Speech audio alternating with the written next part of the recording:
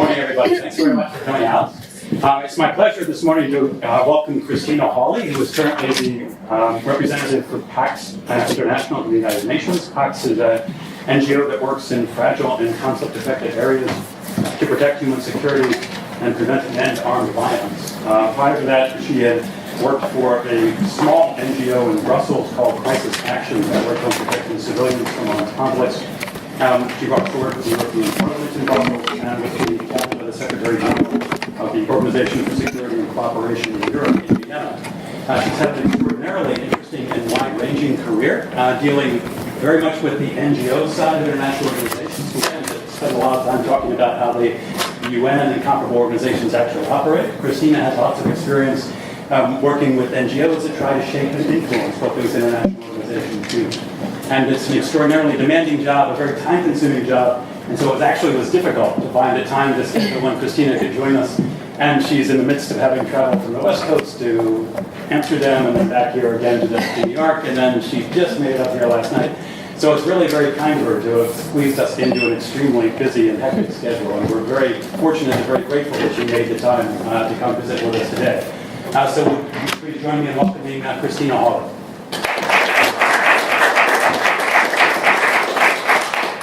So thank you very much for coming, and pleasure to be here. I should say that I have not given a lecture like this or been in a hall like this in quite a while. I did go to Trinity College, so pretty comparable, I think, in size and campus to Colgate, so it's a real honor to be here, and it does make me feel a little bit old.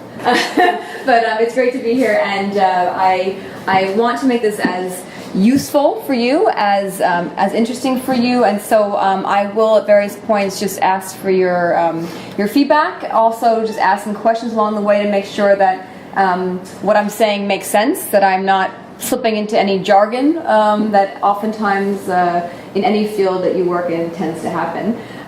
But also because I know that there are students of various stages in your study of international relations here today, and I want to make sure that I'm not being too specific but also not too broad, and so I really want this to sort of be something that you can take something away from. And on that note, I just want to first start out by saying that the name today of this talk is Lobbying for Peace, and I think that word lobbying is already quite an interesting term, and so I was wondering if for any of you that was a little bit jarring, lobbying for peace. I think for me at least, when I think about lobbyists, particularly in this country, I think about the oil lobby or sort of DC lobbies or sort of not necessarily peace lobbies. And I would like to sort of suggest that we talk a bit more broadly about advocacy rather than just lobbying. And I was wondering if by a show of hands you could tell me who knows what advocacy really is beyond just having heard it before. Right, exactly. Okay, so you are all not alone. So in German, in French, in probably lots of other languages, there's no real translation for advocacy. It doesn't really necessarily exist as such. We all sort of feel like we know what it means, right, to be an advocate for something, but what does really advocacy work mean? And that's really, I'm in the sort of area of policy and advocacy work, so I thought maybe before we sort of dive into some of the actual practical examples of what somebody in my profession does, it might be first worthwhile to say, okay, well, where does advocacy even fit into what we're talking about? So a quick step back to say that I, as has been mentioned in my bio, have worked mostly on protection of civilians in armed conflict. So peace is a very broad field, and as I'm sure many of you have had different exposures to what peace groups might do. I just want to first situate us that I've worked mostly on more emergency response kinds of work. So when you have conflict break out in a country, how does one go about sort of restoring peace? And actually in the sort of throes of that conflict, not just restoring peace, but just stopping the atrocity and stopping the violence. But I think in terms of advocacy more broadly, first of all, some people say that, so lobbying, some people would define lobbying as more behind the scenes, something that you don't see. It would be sort of organizations or NGOs having meetings with people in positions of influence, whether that be in government or international organizations. And others might define sort of the more public face as campaigning. That's two ways that people sort of talk about this. It's all advocacy. And I think instead of saying lobbying, I will most likely today use more insider advocacy to refer to that sort of behind-the-scenes advocacy. So I guess a question that is worth asking is why is there a need for advocacy? I mean, in some ways it seems pretty obvious, but on the other hand, really, what is civil society trying to do with advocacy? I think a few ways to start thinking about that would be that oftentimes there's a need to hold states, and when I say states in this context, I mean countries. We refer to states in the world as countries, holding states accountable for upholding their responsibilities under international law, be it international humanitarian law or their human rights obligations. Sometimes it's not just holding them accountable, but pushing them to act in line with those responsibilities.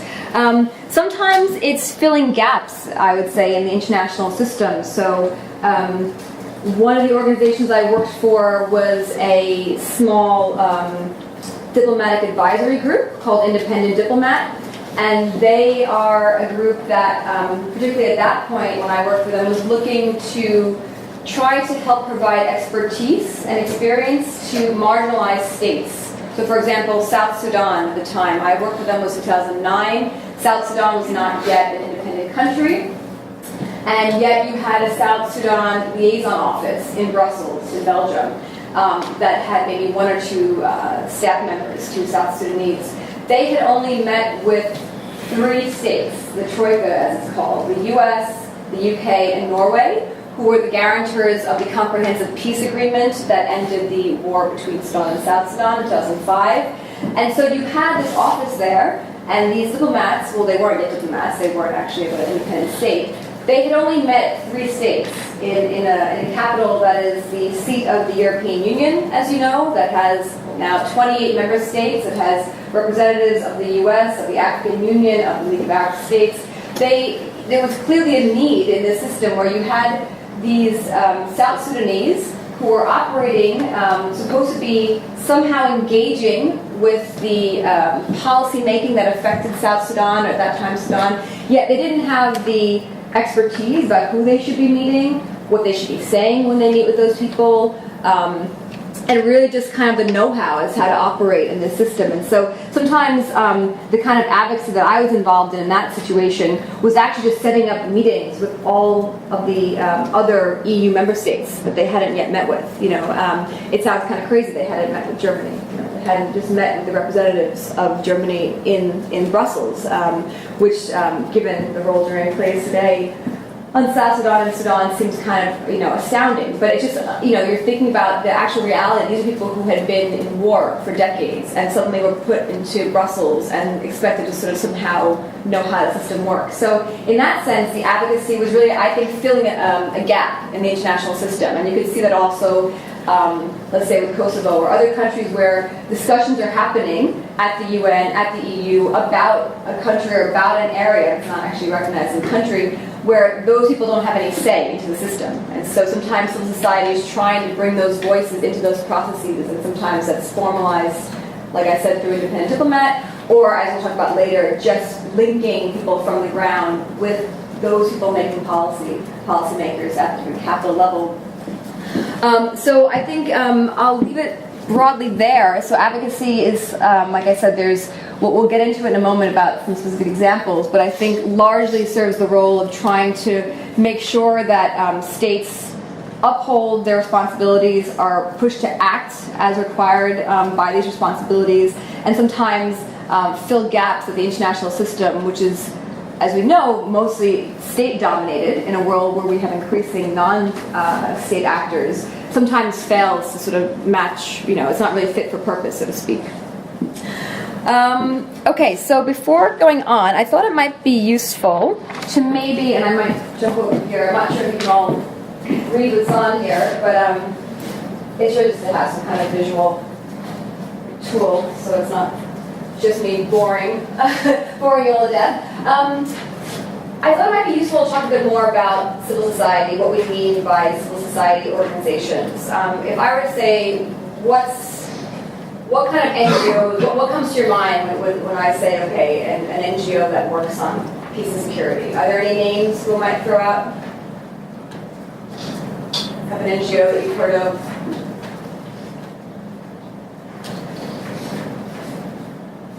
Sure, you've heard of an NGO. Amnesty, right? Goodness gracious, I don't really write anymore. So Amnesty, any other ones like that, in that vein? You can think of? Human Rights Watch. There we go, yep. Human Rights Watch is HRW, in our jargon lexicon. Okay, so basically, these are human rights organizations. Sorry. Right, which is sort of one grouping. You have Amnesty, you have Human Rights Watch, you have FIDH, or FIDH in English, which is International League for Human Rights, the French organization. Those are, let's say, big three in terms of really scope and the amount of conflicts they're able to follow. What about,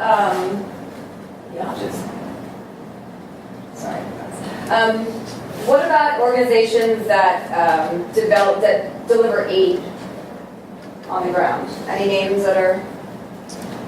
Doctors Without Borders. Yep. So, MSF, Médecins Sans Frontières.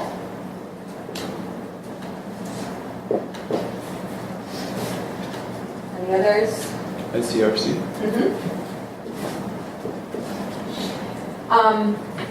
Kind of bracket, because International Committee of the Red Cross is a little bit of a separate kind of organization. It's civil society, but it's a hybrid. It has more of a kind of official status than let's say, MSF. So, other ones in these times, so Oxfam, I think in this country, CARE is pretty well known.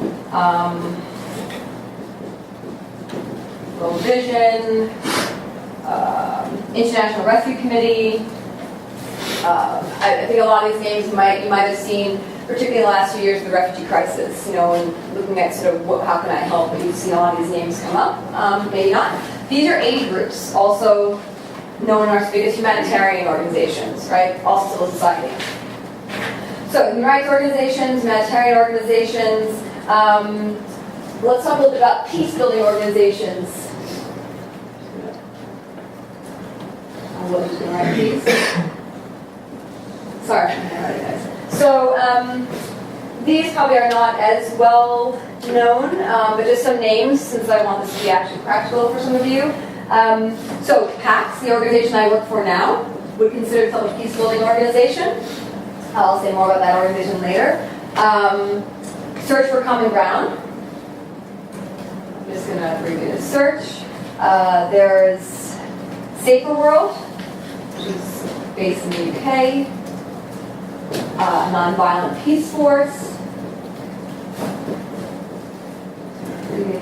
Peace Force. And there are others, but I'll leave it there for now. So we have human rights organizations, aid groups, peace-building organizations, and then let's put in sort of in this other category, we can call them research. International Crisis Group, sorry.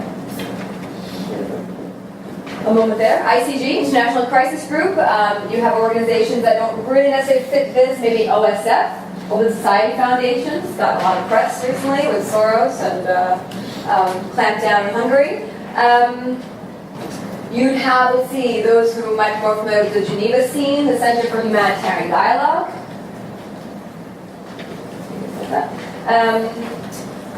And yeah, sort of other, you can put more sort of institutes. So research, maybe institutes that are involved in these issues like, I don't know, Brookings or Council on Foreign Relations.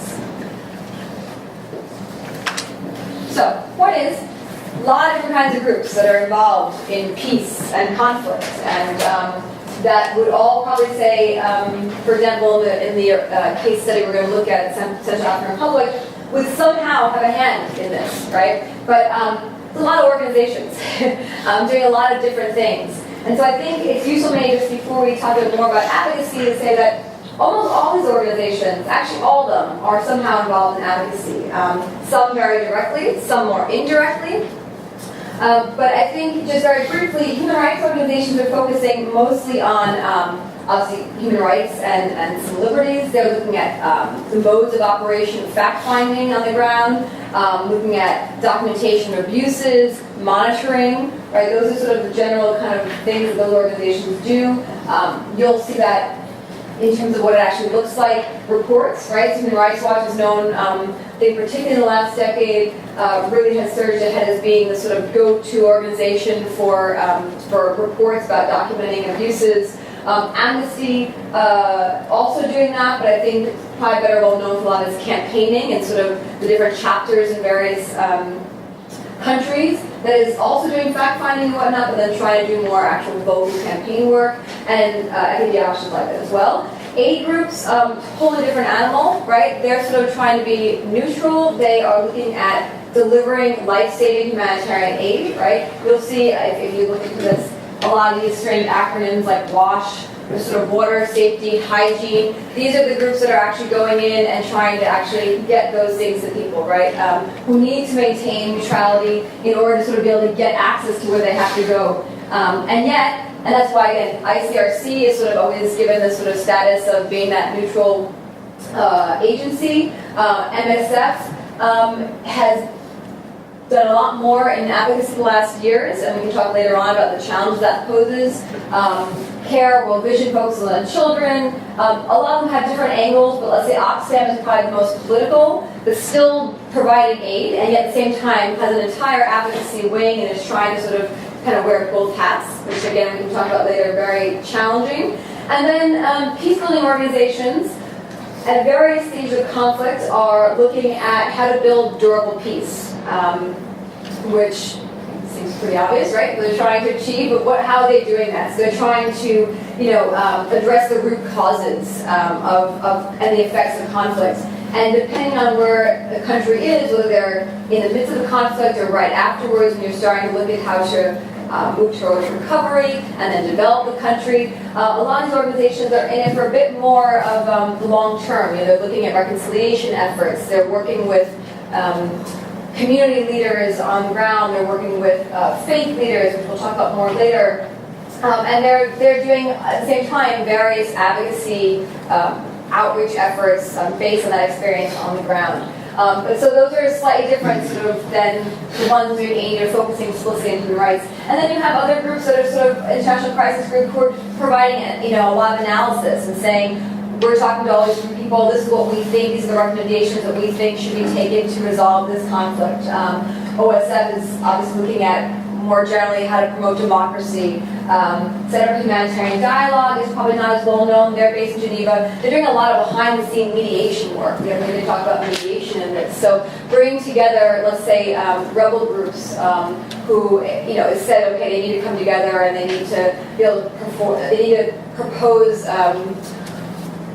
Oftentimes, oftentimes you're talking about how to resolve a conflict. You have a state who says this is what we want, and then groups are expected to somehow come up with what they want, and they need support. And so oftentimes you have behind-the-scene mediation centers that are trying to help support these groups to actually vocalize what they need to say in a way that is, again, fitting into this international system, the way we've done it. And then obviously a lot of these kind of think tanks are, again, providing analysis, background, and perhaps more on the academic field. Of course, you have researchers and academics that feed into these discussions as well.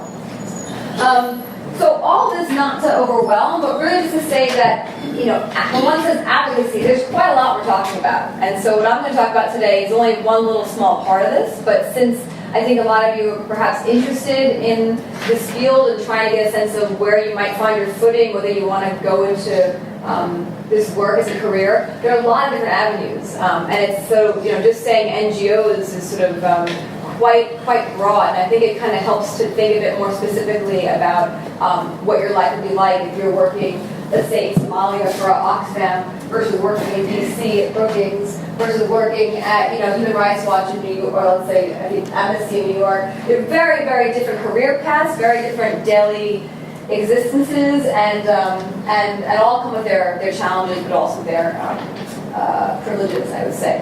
Okay, so any questions about this? I'm going to move on and talk a little more about advocacy again, but I wanted to just kind of set the stage a little bit for when I later on talk about how one comes up with advocacy objectives. I'm speaking too fast, probably. Okay, great. Okay, so I'm actually going to erase this. That's okay.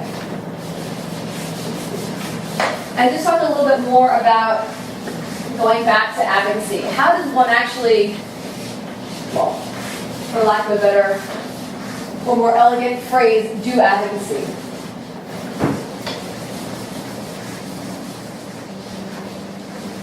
So I'm just going to outline very briefly a sort of structure, keep in mind, as I then move into a case study, but I think it could just be helpful. One of the things that if you're working in advocacy, you're going to have to do is come up with advocacy strategies, right? Just for practical purposes of how you, in an organization, define what you're talking about, and that making sure that you're on the same page. Obviously, as an exercise to figure out whether, how do you decide what to do exactly? I mean, it's very, very practical problem. But so let's sort of say, I thought it might be useful. No, that's not what I want. If we're sort of saying a day in the life of someone who's a campaigns and advocacy manager.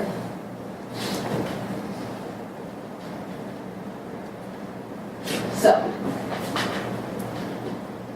just briefly,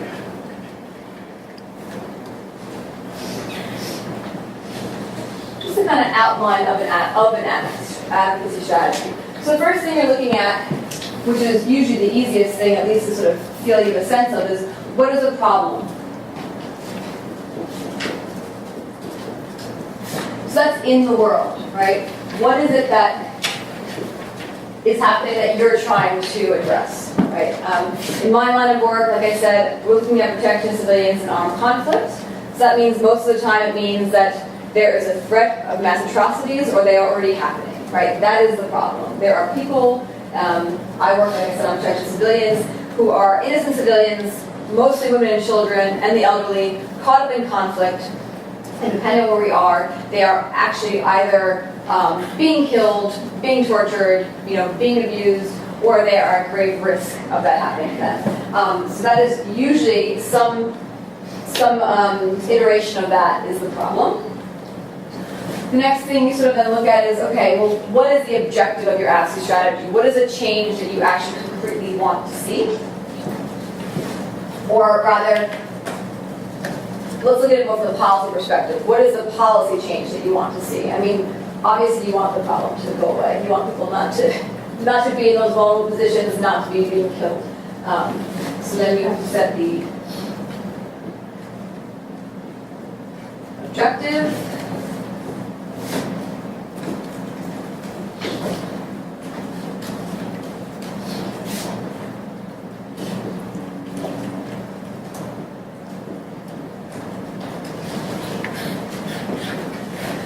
Okay, and then, so you say, great, now we know what we actually want to do. How do you get there, right? What you normally do next, at some stage, if not already before, is what we call power analysis. That's a little bit of jargon for you. Which is basically saying, who has the power to make this change?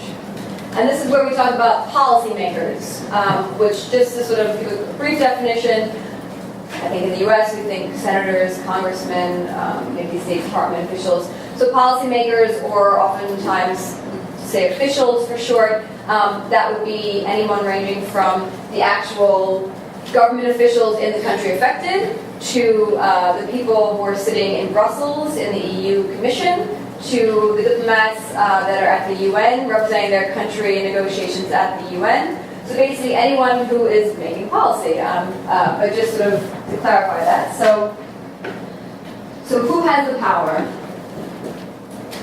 to actually enact this change.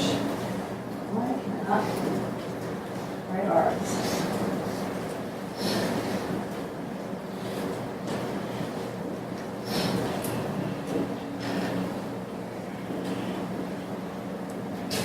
Okay.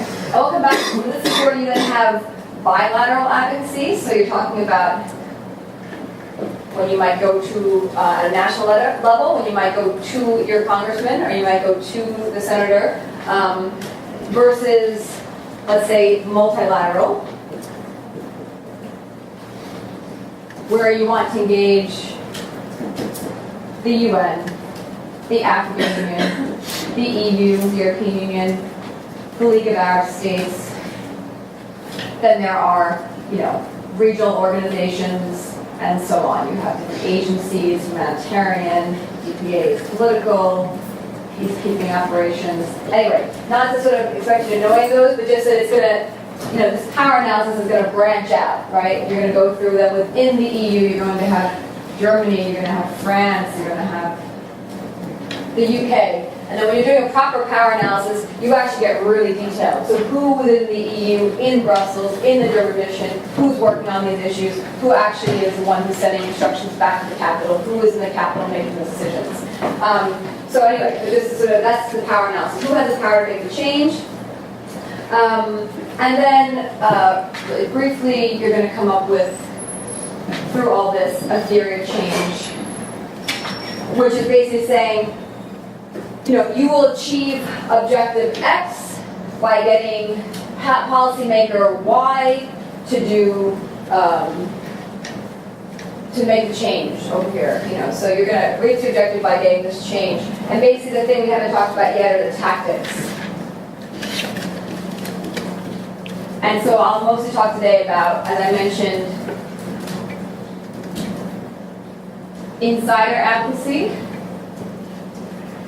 And then, let's say the public-facing campaigning, which is mostly going to be, in this case, media.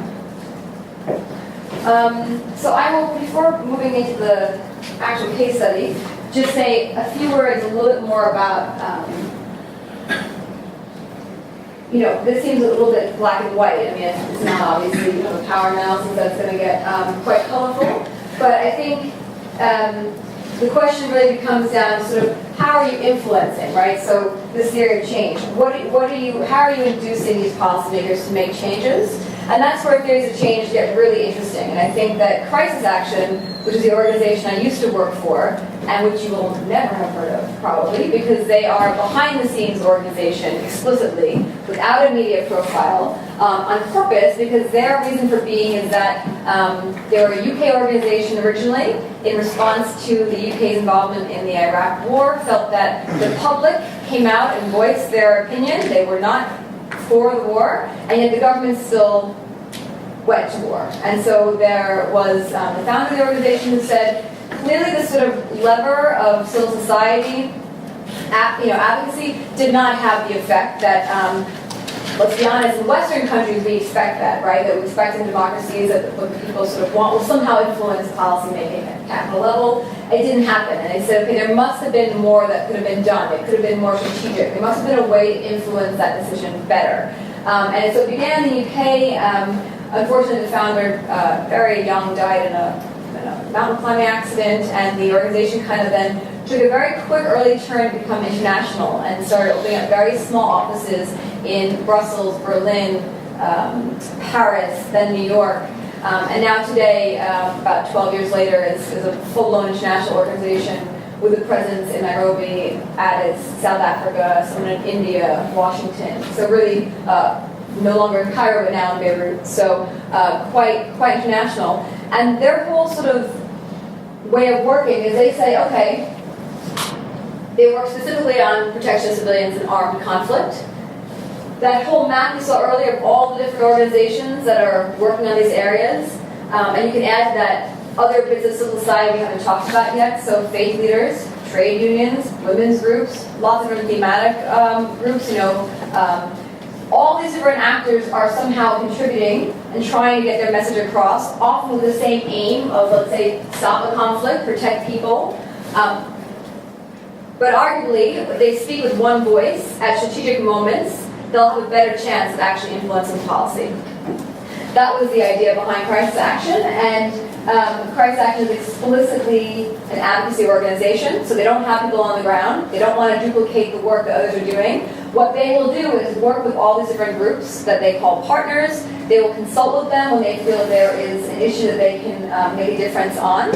And they will exactly say, okay, so we're not the experts, you are. What has to happen so to better protect people in, in South Sudan? They'll consult with everybody and say, okay, it seems pretty clear that we need to get humanitarian access. We need to sort of raise the issue, we need humanitarian access, and we need human rights defenders to stop being targeted, right? They'll agree that those are sort of change they want to see. And then they will say, okay, well, who has the power to make that change, right, within the country? Who then can influence, obviously, it's the country itself that's blocking aid from coming in, or that is targeting their human rights defenders. But it becomes a bit more tiered, the power analysis of, okay, well, the actual officials have the power, but how do you influence those officials? And that's when you start getting into tactics, right? And that's where Crisis Action has what they call a golden triangle of insider advocacy. You need to sort of make sure that the issue is brought to the attention of people who are responsible for this. Maybe they don't know there's a problem. Maybe they haven't heard from the ground that there's a checkpoint that's being blocked and they need to get that information. But sometimes having that information isn't enough, right? There are vested interests. There's a reason why the UK is still supporting Saudi Arabia, which others say it's bombing civilians in Yemen. But there are vested interests that affect that relationship between Saudi Arabia and the UK. And advocacy experts would say, okay, that's where you need public pressure. You need media. You need to name and shame that. You need to come out and say, in the case of the UK, you are members of the Arms Trade Treaty. This is going against your obligations. Going back to what I said before about the roles of society, make states uphold their obligations.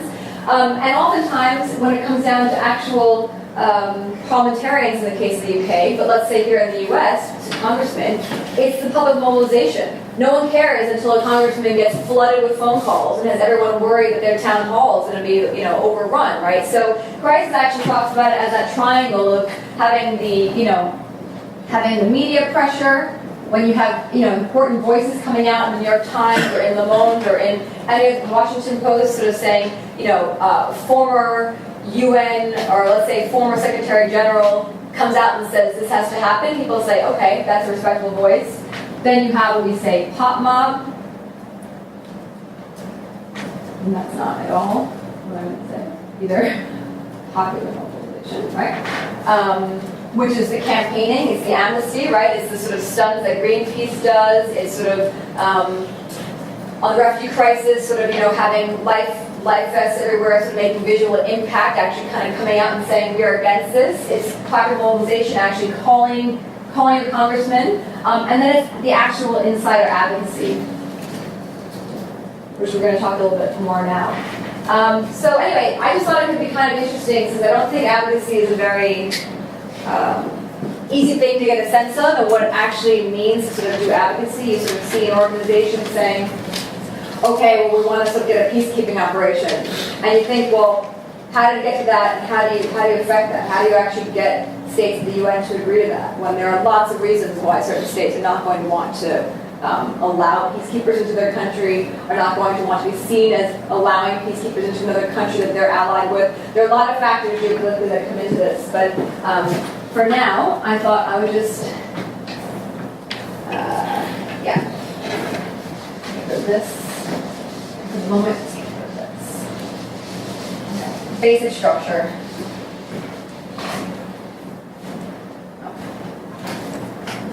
All right, talking. I wanted to. Is the time? Yes. Okay. I'm going to have to move along. I do want to get time for questions, so I'm going to.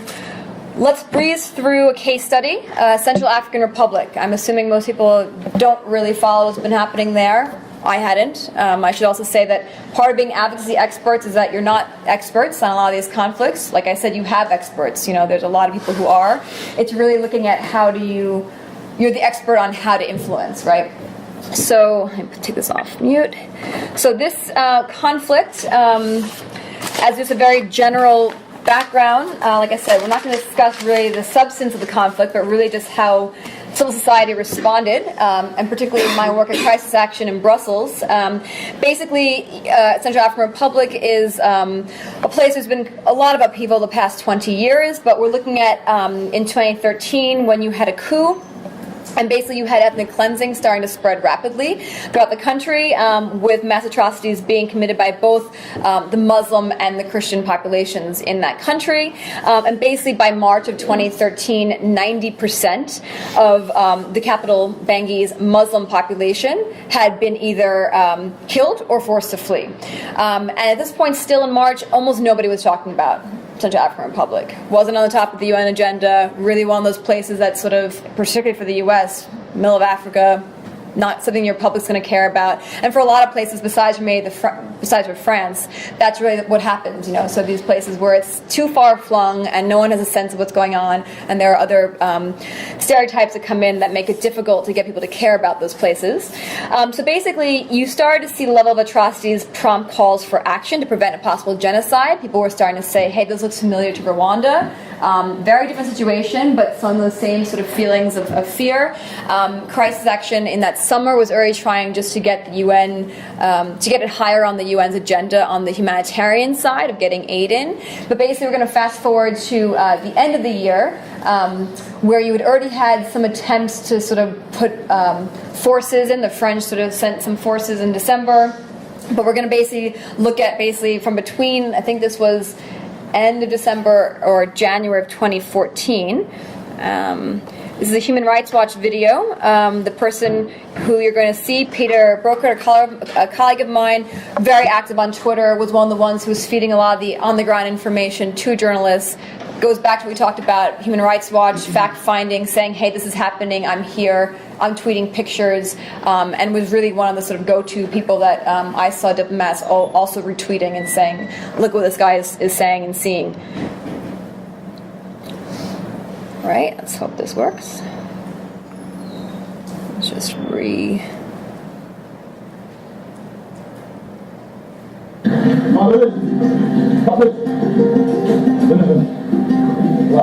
We woke up on the morning of December 5th in Bosangoa, but we heard that very heavy fighting had broken out in the capital Bangui. The situation was also very tense in Bosangoa. Parce que là-bas, ils sont en train de jubiler la victoire, ils sont en train de monter vers le Around midday, all of a sudden, Anti-Balaka attacked the town of Bosangoa.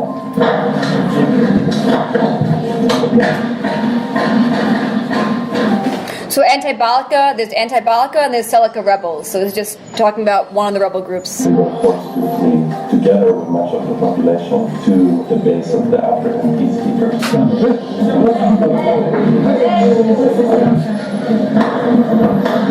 For hours, a very intense gun battle broke out all around the base as the Anti-Balaka and the Seleka fought for control of the city of Bosangoa. As they started losing control of the situation, Seleka fighters and Anti-Balaka fighters ran into the base, and we saw hundreds of people being disarmed by the African peacekeepers.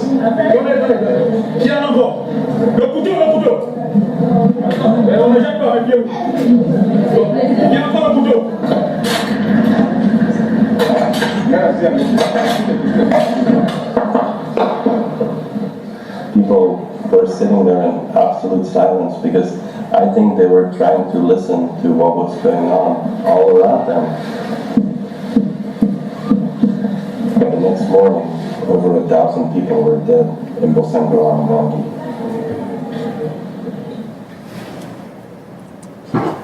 Right. So 1,000 people dead in Bangui and this area where he was, right? So then you had unarmed people who went there thinking they'd be protected, who were disarmed for reasons we won't go into about tactics and ways of trying to, calculations made by peacekeepers of how they're thinking that they're trying to protect people, and then people left completely vulnerable, and like he said, over 1,000 people dead by the next day. So this is in December. in the use of time, I'm going to move a bit fast to say that basically working with all the different groups that Crisis Action was in contact with Peter, who's the narrator, Human Rights Watch, others were already getting the information out there. Humanitarian aid groups were already trying to get aid in. And the question that it was determined both by talking to people in the country and also with all the different experts, as we talked about before, that what was needed was a peacekeeping force. Would this be the panacea? No, but that there was a need to actually be protecting people. You need to have actually more peacekeepers in the country. I'd say in November, even in December, we were being told by UN officials that's just, it's not going to happen. It's ludicrous. It's not realistic. You have the French there. You're going to have to just rely on them. There's already African Union peacekeepers. A UN peacekeeping force, not the way to go. But anyway, that was what was agreed by, as I said, the consultations that we would go forward. But instead of just sort of saying, okay, now you look at the theory of change, right? So what is the actual problem? Okay, well, there's a threat of mass atrocities and possible genocide is about to happen. What is the objective? To get a UN peacekeeping force to protect civilians.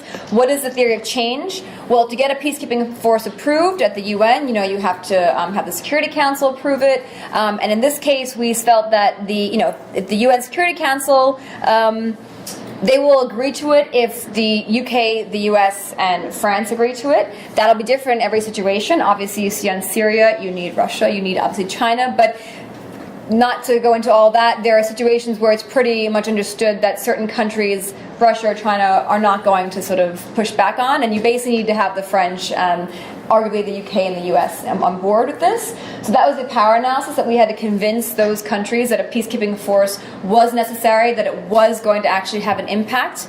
And the idea was, okay, how do we actually influence them to do that, going back to the theory of change. And I can talk about it more later if we have time, but the idea is that we came up with an interfaith delegation, basically looking at the country's top religious leaders, the Catholic Archbishop, the highest Muslim imam of the country, and the head of the evangelical church, who together represented 95% of the population. And the idea was that if we could bring these religious leaders together, whom we had found were actually already in the country, the imam was being sheltered by the archbishop. And the fact that she also mentioned that this had been portrayed as a religious conflict, right? I mentioned before there was Muslim and Christians, there were two rebel groups. Everyone was saying this is a sectarian conflict, but it's fueled by religion. And that's also a way to kind of say, difficult for us to address this, right? How do we kind of fix this as the international community? And so the idea was to kind of counter that narrative and say that we have this interfaith delegation. They are saying it's possible. They're saying that it's about protection, that it's not being fueled by religious strife. And the idea was to bring those voices from the ground to the US, to the UN, to the UK, to France, and to Brussels, is what we did. And the idea was that they would then paint a picture for policymakers, a compelling picture of why a UN peacekeeping force could play a really essential role in stemming the bloodshed, and provide a more secure background for the interfaith for these religious leaders to try to actually diffuse tension between the different communities, which obviously by this point, after almost a year of violence, were very, very high. A lot of reprisal attacks basically happening. So I'm going to say that in terms of the insider advocacy side, we had meetings with policymakers at the UN, in DC, at the Foreign Office in the UK. We got meetings with then French President Hollande, the Defense Minister, at the EU, which was what I was organizing. We had meetings with the Belgian Foreign Minister, with the, at that time, Secretary General of the European External Action Service, and I'll show some of those pictures later. But what I want to say is on the public side as well, we organized things like this, like op-eds. This is in Le Monde, arguably most influential newspaper in France. This is Le Monde Afrique, which is those are the two, the Catholic Archbishop and the Imam. So we had this was published at the end of January, coincided also, we had it translated and published in the Washington Post. That's French President former French President François Hollande. And then we had that paired with a lot of media work. And so we managed to get them on Christina Power, which I'll play a few minutes of this, but we're running out of time. The situation in the Central African Republic remains poised on a knife's edge. The UN High Commissioner for Human Rights warned, "We simply cannot let the social fabric of this country be torn apart." The election of the transitional president, Catherine Samba-Panza, on January 20th has raised some hopes, but a vicious vigilante war between Christians and Muslims continues, and it's spreading. Some of the main Muslim militia leaders have been escorted out of the capital Bangui this week, but will they just intensify the fight wherever they end up? The terrorized people continue to flee the battle zones, and while French and African Union forces have tried to stem the violence, they have not been able to stop it. The US Secretary of State John Kerry now talks of targeted sanctions against those who further stabilize the situation or pursue their own selfish ends by abetting or encouraging the violence. And the United States is calling for community leaders to step up to the plate. Then the UN. Oh no! Right at the time we want. Okay. All right, well, let me see if I can just get that to reload.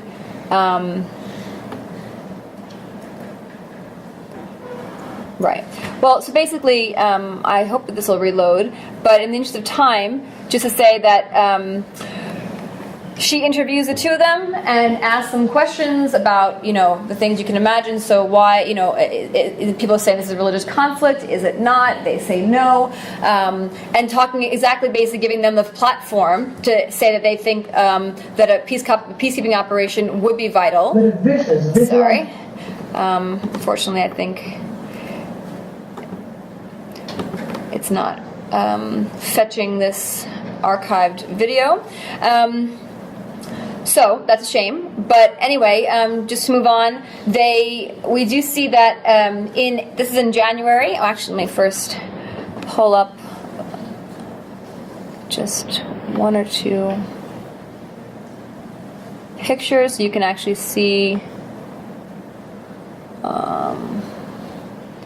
I'm just going to keep it in this set right now since I want to move quickly. So this is at that time, and that's me. This is the former EU Commissioner for Humanitarian Aid. These are the two religious leaders. The third, unfortunately, could not come because his son had just been assassinated, I believe it was, while we were in the preparation of this. So just to give you a sense of the actual threat. And so, unfortunately, the third part of the delegation was unable to attend.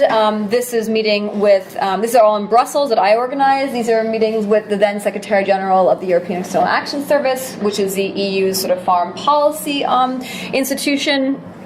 This is meeting with the Foreign Minister of Belgium, who's still in position today, Reinders. And then, quite dramatically, actually, it's not very usual, managed to organize a briefing of the entire EU Political and Security Committee, which is comprised of an ambassador of every single EU country. So that is the sort of body that is feeding into the EU Foreign Affairs Council conclusions every month, and that is probably the most influential place. And I can tell you that this man here, who was chairing at the time, when we first came in, was sort of not really paying attention. Who are these people? Okay, get them on. By the end, I wouldn't say he brought the tears, but he made his own statements that were quite moving in saying that they were so eloquent. In the Central African Republic remains that he was so impressed by these two that he would personally sort of make sure that they would have another discussion about this. And at the same time, not to go into too much detail, the EU was also talking about authorizing troops as well, and in tandem with the EU, with the French. It is a shame that my computer's also being a little bit slow, but in April of that year, so this was in January, here we go. Let me put this on a little bit. To me, she did not commit to a peacekeeping mission.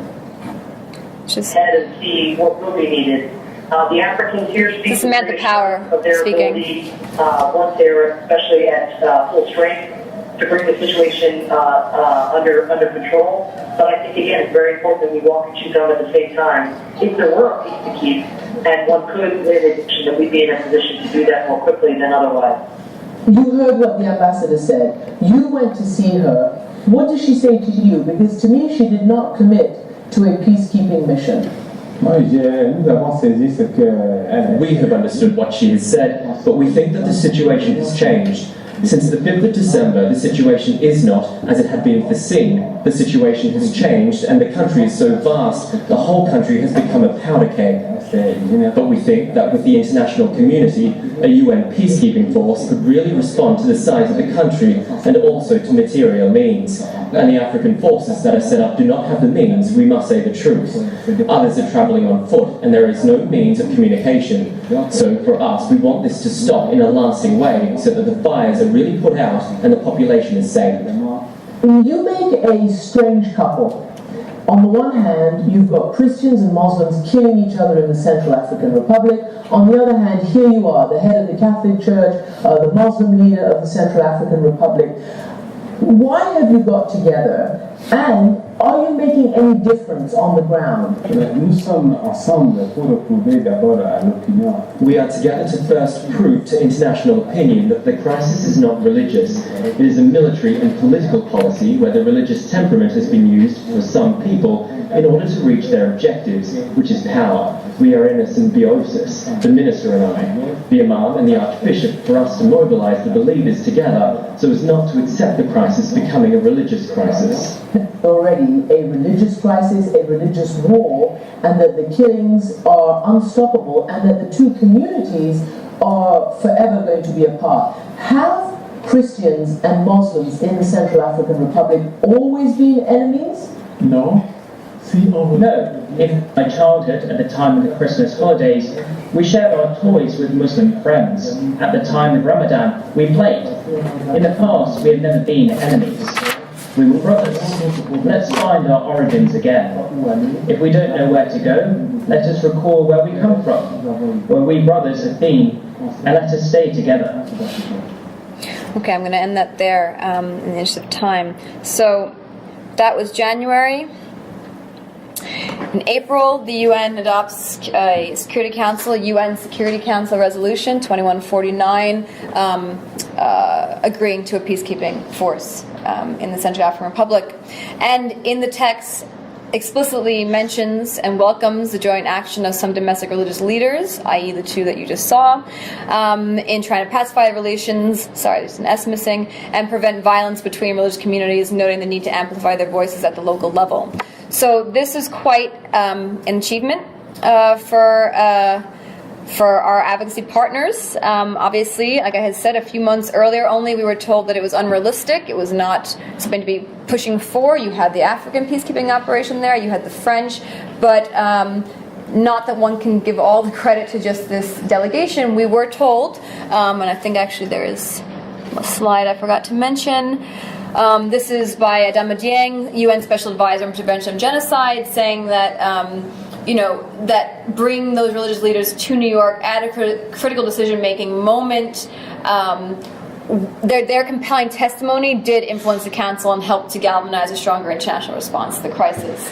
And that's another whole topic we don't have time to go into today, which is how do you actually then say whether you had an impact? How does one evaluate your work, given all the other tensions? Obviously, the fact that you had the severe uptick in violence in December and the fact that the troops on the ground were not able to be affecting that played a role, right? It wasn't just in a vacuum. But clearly when you have policymakers at that level sort of come and say, yes, from behind the scenes, these two leaders, like I said, in Brussels, people were actually really moved, saw these people as knowing what they were talking about, being very resolute, very clear in what they felt would be useful for the country, that did influence them. So just to mention that then they were recognized by Time that year as amongst the 100 most influential people. And just in case it's interesting for anyone else, that this issue, Central African Republic, is back in the news. There's a fear of renewed violence, and the new UN Secretary General is actually visiting there tomorrow as the first place he's visiting. And right now there are efforts that Crisis Action and others are leading to push for more peacekeepers, which the UN Secretary General is also supporting. Right, so I'm already well over the amount of time I wanted to speak, so I just wanted to say briefly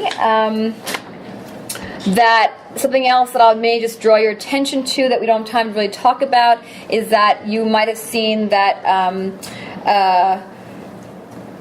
that the international campaign to abolish nuclear weapons, a completely different kind of coalition of campaigners, just won the Nobel Peace Prize earlier this month.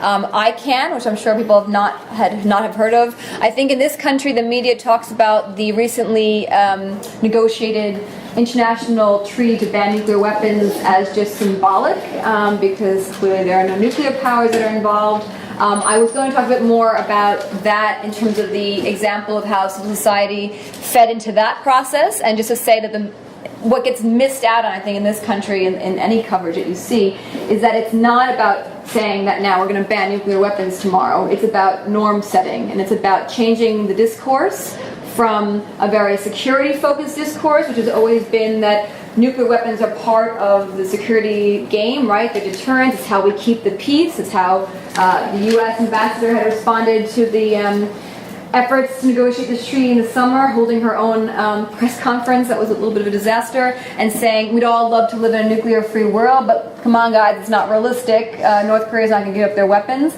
That's not really the point. The point is that chemical weapons at one point were not banned, cluster munitions weren't banned, landmines weren't banned. The point is that over the past 10 years, but particularly in the past 4, a certain group of states, very much held by civil society, by this international campaign to against nuclear weapons. This is just the YouTube announcement, the YouTube video of the announcement of the Nobel Peace Prize. But that basically that group said, let's put the focus on the humanitarian consequences of nuclear weapons, not even of using them, just of having them, the fact that they exist. Let's look at the actual information that says, which is probably a pretty shock if you were to go and look at, the amount of near misses, the amount of humanitarian consequences that have already happened in the past decades, and saying that there's a legal gap, because under international humanitarian law, they would be illegal, based on those humanitarian consequences. And that shift in the discourse allowed through the UN process, also going through the UN General Assembly, not the Security Council, to get to the point where we got to in July, which was actually having an international treaty to ban nuclear weapons agreed, and now it's been signed by, I think, 53 countries as of September, and once it's ratified by about 50 states, it will enter into law. And again, this is not to say that that means that overnight we have no nuclear weapons, but it changes the discourse, and it will make it harder in years to come when you have weapons that are banned. When it's illegal, like you see with landmines and cluster munitions, it becomes harder and harder to keep up the manufacturing of these and to sort of just to be convinced of the right to use these kinds of weapons. It changes the norms of the international norms. So I want to just mention that because PAX actually is on the steering group of ICANN, and so my colleague was very instrumental in that. So it's been a very exciting month to have civil society efforts actually recognized. And then lastly, just to say that these examples are a bit more of the glamorous side. You don't often get these kinds of wins every day, that you sort of say we want a peacekeeping force and it gets done, or that you win the Nobel Peace Prize. So I think the kind of everyday work is much more of, following certain processes, kind of the nitty-gritty. The UN mission, peacekeeping mission in South Sudan has comes up for renewal. You sort of look at the text. You see how certain countries are trying to maybe erode certain language. You see how you might want to change it. You work with other partners on the ground, other partners in, let's say, in New York right now to say, okay, who's feeding into this? How do we bring local perspectives into this? And that's just meeting with different diplomats in New York. It's meeting with different UN officials. It might be your organization, like mine, PAX, does.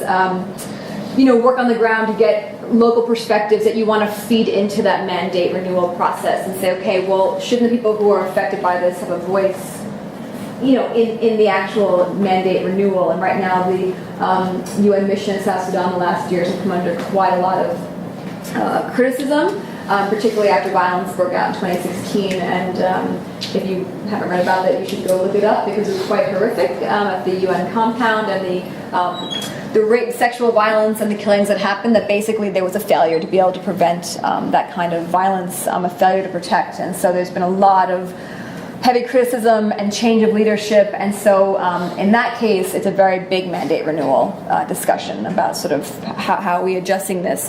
But the everyday work is more or less, trying to sort of feed in partner stuff from the ground, meet with different allies, see who's blocking on what issues, get a sense of the power analysis. So why the peace process in South Sudan fail? How is the international community trying to revive it? To what extent is that really going to work? And it's kind of much less, like I said, it's not every day that you bring those kinds of delegations and have these big meetings and are involved in these exciting kind of media work and get your person on BBC or on Christina and Power. But anyway, I thought it was useful to at least show those as an example of how civil society is actually affecting real change on the ground. I want to get your views. I know it's already 12:35, so I think I'll end it there and just say that please let me know what in the last 25 minutes you want me to talk about, how to be effective, or what I did, how I got here. Sorry, it's taking up so much time. That's terrific. That was superb. For someone who doesn't do speeches very often, I thought that was extraordinarily clear. It's very informative. Thank you. Does anyone have any questions for Christina? I have lots of questions. You can start with students.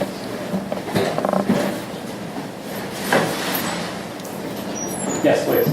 I was kind of wondering what, as like a international, I guess predominantly Western institution, what your experiences are when you go and work with like individuals or leaders in countries where you're trying to affect change, or states where you're trying to affect change. If you guys, they're usually eager to work with you, if you receive pushback, or they're wary of you as a kind of maybe outsider in the situation, what that experience is usually like. Yeah, no, thank you very much. I didn't get to talk about the challenges. There are many, many challenges. I think you hit the nail on the head that when you're, I'd say even in the time that I've been working on these crises, say South Sudan, back in 2009, which was not so many years after the peace agreement had been agreed. In that example, for example, it was mostly looking at advocacy towards what I mentioned before, the Troika, so the UK, the US, Norway, Western policymakers, right, who pretty much ensured that this peace agreement would be seen to the end, which meant that if the people so chose and voted, that they could succeed. You don't really, and not people that try. You'll see the states try to prevent, secession of states. With what's going on in Spain, right? It's not usually it's been that the international community sees very lightly changing borders and creating new countries. From about 2012 on, and I won't get into as to why, I'd say the focus of advocacy sort of moved from the West to the African Union. Obviously, there's always a sense of regional solutions or sort of African solutions for African problems, being a big mantra.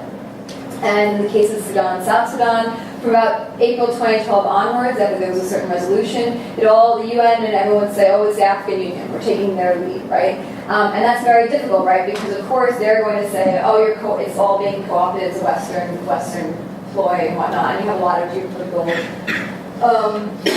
influences like the role of China in Africa and other players that are there that make it very tricky. I'd say that crisis action, I'll come back to PAC's crisis action, did become more international, as I mentioned, has a presence in Nairobi, in Addis, and then in South Africa. And part of the reason it went that direction was that if you're going to actually have any influence, and coming down to how do you influence those who have the power, they're not going to listen to Amnesty and Human Rights Watch. I think it's most recently, I don't remember if it's on DRC or what, there's been a very strong statement coming from I think it might be DRC on Human Rights Watch in terms of the language they're using about this organization. And so they are, if you even see them in the annual report, they will sort of dismiss you. So you're completely right. That's a huge challenge about having any kind of legitimacy. At the same time, there's a need to build capacity for civil society in a lot of African countries. The space for civil society has been shrinking dramatically. So how can you actually have South Sudanese speak out when they are under attack, when you have aid workers being killed left and right? So it is really a challenge. PACS very much grounds its work with local partners and a lot is behind the scenes. And so actually they're working with groups like SIPO and others in small arms networks that are South Sudanese organizations and kind of doing a lot of funding and capacity building. And that's how they're not the actual ones doing the advocacy. And that's one way to try to kind of get around that, but you're very right that it's a huge, huge challenge, particularly as you've had this shift to regional organizations, which are still being mostly funded by the West. It's a tricky field to be operating in. Where does PAX get its funding from? It's a very good question. So a lot of it comes from the Dutch government. So PAX is still mostly a Dutch organization that works internationally. There are other funding streams from institutes and other sort of, there's just, what do you call that? Philanthropic donors, but they since 2016 have entered into a strategic partnership with the Dutch government for 4 or 5 years, and that's where a lot of the kind of funding stream comes from. And so a lot of that therefore means that PAX is trying to influence the Dutch. For example, have a seat on the Security Council starting in January. So a lot of my work will be sort of actually how do we influence that, because we should be in a good position too. But I would say space for civil society is also decreasing in the West. I mean, look in this country as well. I mean, so this is not just in South Sudan. You know, this is sort of, there's a question even with PAX recently about funding because of certain work in a certain country where there was a question about whether we continue to get funding. And that's somehow quite not what you would expect, but you see it also here as well. So it's kind of a worldwide problem, and PAX actually has a new program looking at civic space and sort of how do we work if we can't even have the space to be doing advocacy. You know, isn't this an existential problem that we have to tackle in itself?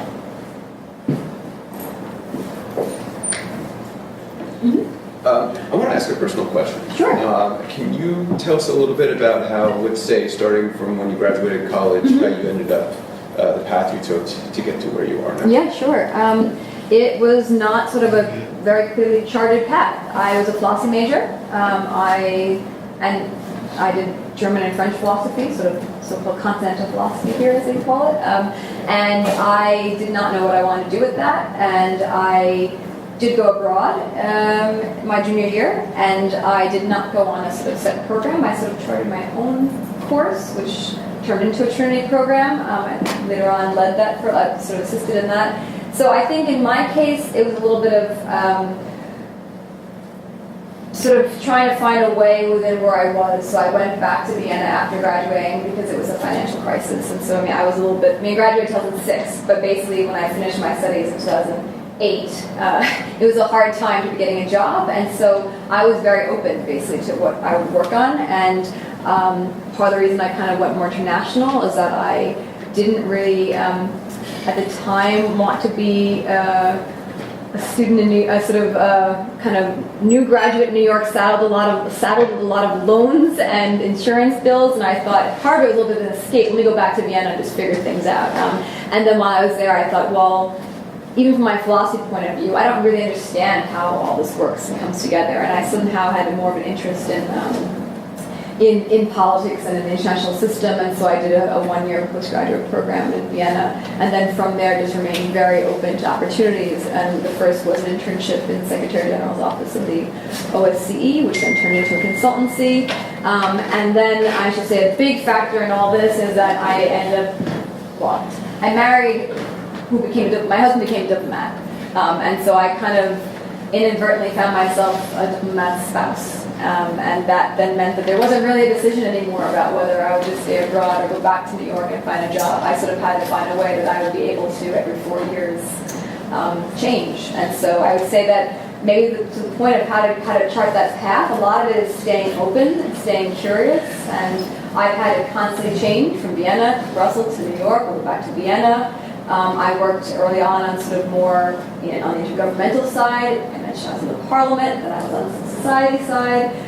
So it's really kind of, it's not an easy area to kind of get work. And I think you either come at it where you start from like a more zoomed in look. So if someone wants to go to the Peace Corps and you kind of already start in Afghanistan and then you're going to go from there. Or you kind of, where I was coming from, which was, okay, I'm interested in peace and conflict. What can I get with my, let's say, lack of language skills at the time, and then really just trying to make the most of every opportunity you have. And I really built the internships for all they were worth. And I think that's my second big piece of advice would be about networking. But I would say it's not just, always good to network. How do you network? I'd say one of the big things is not to look at it as sort of how to grow your contact base, but try to be a connector and seem useful. I think that's what I did a lot. It was sort of within Brussels or wherever I was, also because of the way crisis action worked, linking people up, and that way you do someone a favor, and then you link people up, and then they will come back, and it comes back around. People will remember you for being generous with your contacts in a place where it's very territorial. People like to keep their contacts to themselves, their policymaker contacts to themselves. But if you sort of position yourself as someone who is, more being a connector and open to opportunities, and just personable. I mean, you have to be able to be kind of, not being humble. I think is really important as well in this area, particularly as American, and particularly coming, working in settings where you're not going to have all the languages that other people have, and you're not going to have as many degrees oftentimes, because a lot of people you're working with got their bachelor's in 3 years and did 2 masters in the time that it might take an American to just do 1 degree and 1 master's. And so I think kind of coming in and realizing that there are others with different experiences, and sort of kind of shedding that very inward U.S. viewpoint is really important in international work. Separate from when you actually go to the field and have some of those issues of how you're seen as being an American, but just even being able to be successful and be competitive, seeing where you have the edge. And being a native English speaker, you really still do have an edge. So I do speak German, and I can, understand French and facilitate that delegation, but I don't work predominantly in French. Not sure if that's useful. So kind of sometimes just fell into it, and it's also about being flexible to that and saying like, no, I really want to be an aid worker. Well, an opportunity comes up at Non-Violent Peace Force. It gets you there, and you sort of just kind of follow where that goes. And I think you have to stay rooted in what you're doing, or why you're doing this. And for me, also, there's a little bit of line of choice, from the personal side. But for others, I think you have to kind of want to be doing this. But there are also opportunities in the U.S., and that's what I would say. International work does not mean necessarily that you're just going to other places. There's work to be done in the U.S. and at the New York level, and I think it'd be good to have more Americans who are more engaged on these issues, even if you don't want to live your whole life outside of the U.S.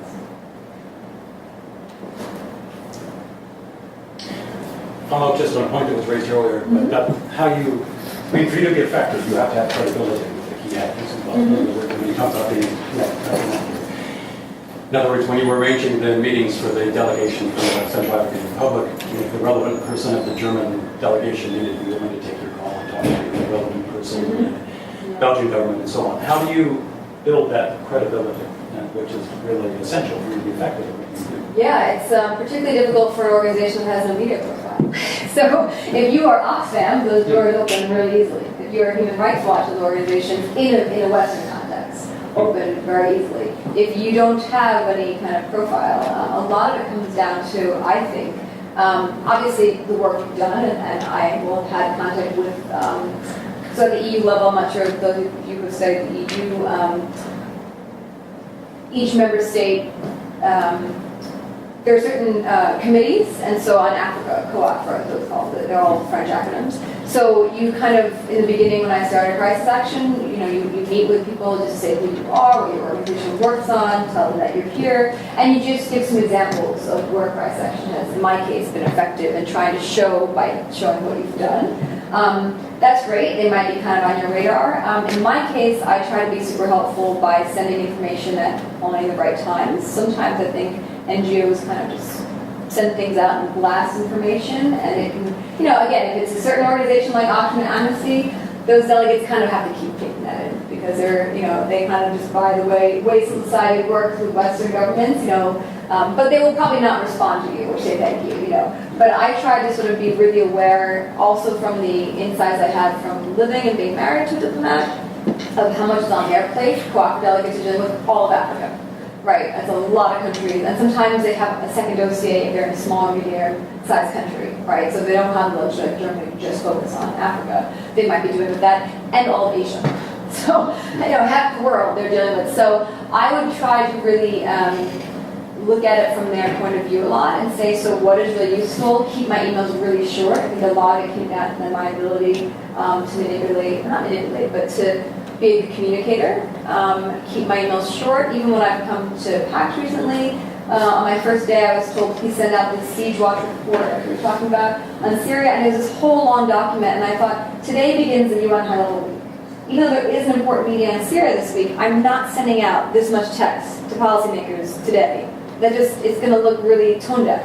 You know, I think you need to sort of be strategic as well, and I think that's how you help build your credibility, by being seen as not kind of maybe a negative stereotype that they might have of an NGO, because you do have that. I've had officials in the past say, oh, you know this person, why didn't you tell me that? Who cares about your stupid NGO? You know, you have some really dismissive policymakers, even in the West, but definitely in the rest of the world, who don't see the value of civil society, who say, if we need your report, we'll get it online, thank you very much, don't need to talk to you, and we have our own sources, you know, particularly bigger countries, and also some of the European countries. So I think it's a really good question. I think building the credibility, by the time in 2014 I did that delegation, I was acting director of the office.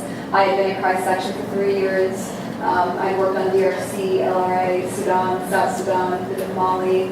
And so I worked with a lot of those delegates. And it takes a lot of time as a small NGO to be knowledgeable enough about the information, staying up to date on the kind of advocacy stuff you're working on with partners, and then also maintaining your network of policymakers. You have to wear a lot of different hats. And I think that's sometimes just for certain organizations. If you're on the kind of field team at Advocacy, Oxfam, you wouldn't have to wear all that hats. But oftentimes in NGOs you will, and at PACS I will have to, again, as the only representative in the US. So I have to be on top of the policy and following the processes and are being in contact with those people on the ground, but also in New York, and also building a network. So you're doing all these things at once, you know, strategy, analysis, media, writing, network building. So you have to really build a multitask, and you have to, I think, like interacting with people. I always meet some diplomats and I think, why are you doing this? Like, you seem so uncomfortable, you know. But also I think it's about confidence and about, that's why I think being your support. Because then if you can build your credibility by having other people say, oh, she's good. You know, she's someone who's good. And you have other people right now that I've come across in the humanitarian armament field who are really peacenicky and say things like, war is so 20th century. Let's not even talk about norms, because we shouldn't even have these weapons. We shouldn't even have drones. So why are we talking about proper use? Just get rid of them. And you think, well, great, I might agree with you, but that's not really helpful. And then you just now, you know, I moderated a debate at the UN on side event on Friday, and that kind of remark was made, and even if there were people who agreed with it, it meant that it kind of silenced a lot of states who were not going to say, okay, so in terms of proper use, because they know that's kind of where the temperature of the room went, of like, yes, actually this person on the panel is from Yemen, and well, she knows they're being bombed, and so in theory we shouldn't have these weapons at all. But I think that gives perhaps the wrong impression of some NGOs who are like, great, I know that, but I also know that we live in a real political world, and so we should be also addressing the transparent sort of norm setting and how we actually, you know, we're going to have drones. How do we sort of make sure that they comply with certain standards already? We're going to have, as we talked about, sort of lethal autonomous weapon systems, killer robots. How do we go about that? You can't just come out and say, just ban them all. You know? So I think that's how you also build credibility, is seeming to understand that there's times to be kind of shouting about things, and other times to be sort of being more pragmatic.